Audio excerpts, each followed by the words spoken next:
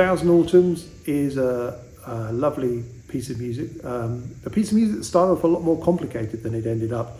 The original version of the song had lots of key changes, some tempo changes, some clever solos, lots of interplay. And I just realised as I was listening to it that it was the essence of the song had been lost, and so I ended up sort of stripping it right back and then rebuilding it again, and it became a much better song because of it. And it's a piece of music that has a wonderful guitar solo at the end by David Mark Pierce.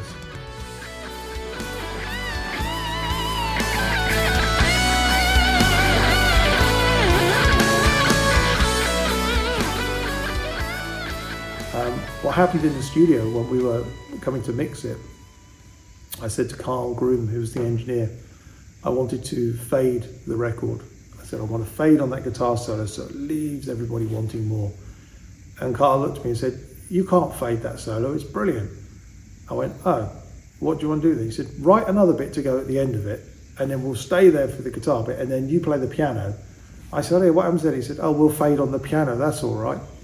So Dave was very happy about that, but he played a wonderful guitar solo, and I've had so many comments about the solo on the end of that. So it's a wonderful, wonderful piece of guitar playing.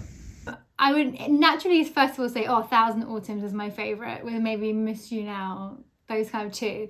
But I wonder if I'm a little bit biased because we recently performed those two songs live at Winter's End Festival. And I think when you know a song like super, super well, because I think we did 3 or 4 songs from the album for that show. So then I was practicing them and learning them and memorising them.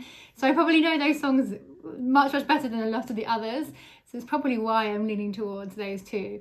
But every time I listen to the album, I'm like, oh, but Lonely, oh, but Golden Sun and Grey.